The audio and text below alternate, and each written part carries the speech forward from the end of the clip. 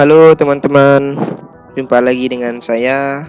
Baik, kali ini saya akan men-sharing sedikit tentang pemrograman berbasis objek atau biasa disingkat dengan PBO.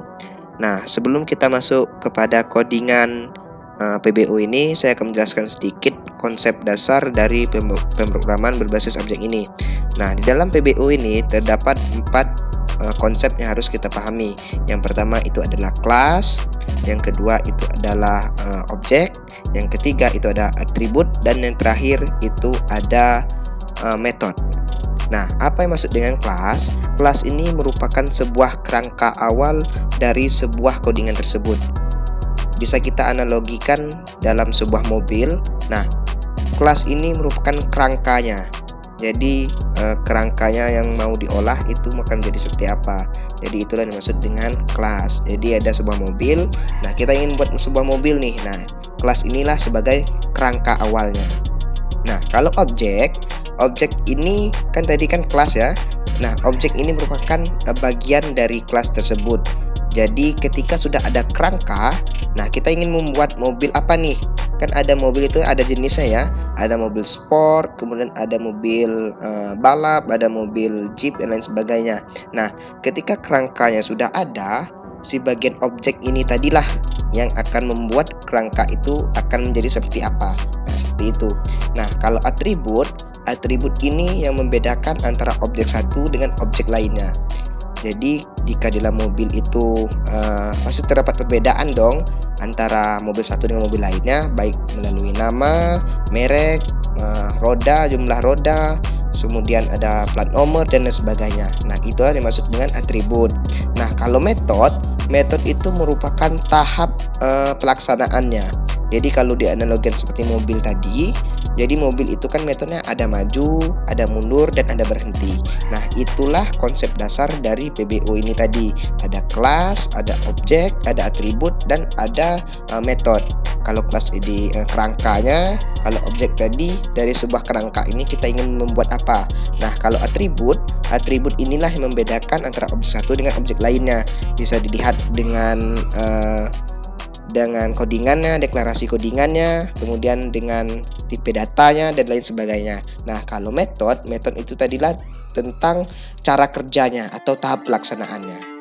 Nah, itulah tadi konsep dasar dari PBO ini. Baik, kita langsung saja masuk kepada codingannya. Untuk PBO ini saya menggunakan bahasa pemrograman Java. Nah, ini adalah codingannya yang telah saya buat terlebih dahulu ya teman-teman. Jadi saya hanya menjelaskan saja. Teman-teman boleh nanti download saja codingannya di GitHub yang sudah saya sertakan linknya di deskripsi. Nah, ini slash bintang ini komen ya teman-teman. Jadi tidak perlu dieksekusi. Komen ini tidak akan dieksekusi oleh si Java ya. Nah, ini public class meja. Jadi di sini saya memberikan kelas codingan saya buat itu adalah meja. Nah, ini merupakan kelasnya lagi. Jadi dalam sebuah kelas meja itu kita buat lagi kelas objeknya. Nah, objeknya itu ada kaki meja yang saya beri nilai 70, kemudian ada alas meja yang saya beri nilai 120 dengan tipe data integer. Nah, dari sebuah objek ini saya ingin membuat metodenya, yaitu alas kaki dikali alas meja.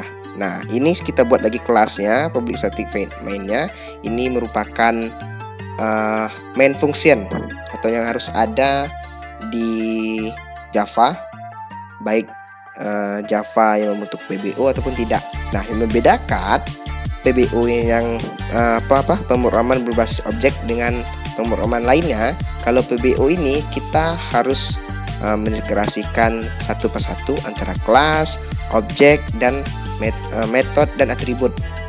Sedangkan kalau pemrograman biasanya ya, apalagi jika kita ingin belajar bahasa Java yang masih awam atau masih awal-awal, itu kita tidak diajarkan langsung ke PBO-nya, tapi hanya deklarasi struktur dasar dari pemrograman Java itu sendiri.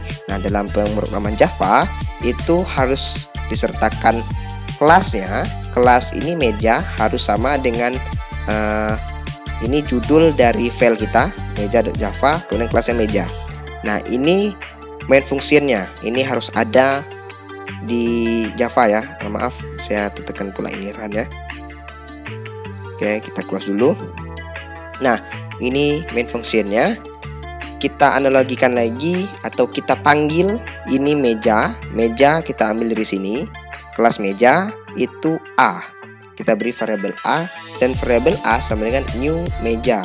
Artinya dari kelas meja ini dia membuat kelas baru yang namanya new meja.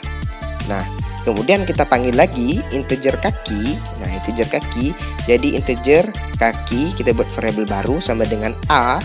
A itu tadi kelasnya meja. Kemudian titik kaki underscore meja. Nah, titik kaki underscore meja ini kita ambil dari objek yang pertama, yaitu objek kaki meja. Nah, kemudian ada lagi alas strip meja underscore meja, kemudian a titik alas underscore meja. Nah, ini variabelnya ada alas, meja, dan kaki. Ini merupakan metodenya atau tahap pelaksanaannya. Nah, ini sistem out printer yaitu kaki kali alas meja. Jadi codingan ini dia simple sebenarnya teman-teman. Dia hanya mencari nilai antara kaki dan alas meja. Ini kaki meja dan dikali alas meja. Tetapi dalam pemrograman berbasis objek ini kita harus membuatnya satu persatu. Kenapa seperti itu? Karena ini mempermudahkan programmer dalam membuat suatu aplikasi, dalam membuat suatu website. Jika codingannya hanya seperti ini, ya tidak perlu menggunakan PBO. Mungkin kita bisa langsung aja ya deklarasikan integer, misalnya integer kaki sama dengan 70, kemudian integer alas sama dengan 120, kemudian langsung sistem print out printer SOP kaki kali alas gitu. Itu juga hasilnya tetap sama, cuman konsepnya tidak seperti itu dalam PBO ini teman-teman. Nah, bayangkan nanti jika teman-teman memiliki kasus yang codingannya itu banyak sekali teman-teman, sehingga bingung jika tidak dibuat kelas dan objeknya terpisah. Diibaratkan lagi, jika teman-teman memasak di dapur, tentu dong antara gula dan garam itu dipisah tempatnya. Bayangkan jika gula dan garam itu disatukan dalam satu wadah. Nah, bagaimana tuh teman-teman ingin mencari gula dan garam? Pasti tercampur dong. Nah, begitupun dengan pemrograman ini teman-teman. Jadi pemrograman ini sebenarnya gampang jika kita mengetahui konsep awalnya. Nah, seperti itu teman-teman. Baik, langsung saja kita run. Karena sini saya menggunakan extension Java di Visual Studio Code. Teman-teman langsung saja klik run di sini teman-teman. Nah, hasilnya 8400 seperti itu. Oke teman-teman, mungkin sekian yang dapat saya berikan penjelasan sedikit tentang codingan saya ini. Nanti jika teman-teman ada pertanyaan baik dalam eksekusi codingan ini, silakan teman-teman tanya di kolom komentar. Oke, saya akhiri. Wassalamualaikum warahmatullahi wabarakatuh.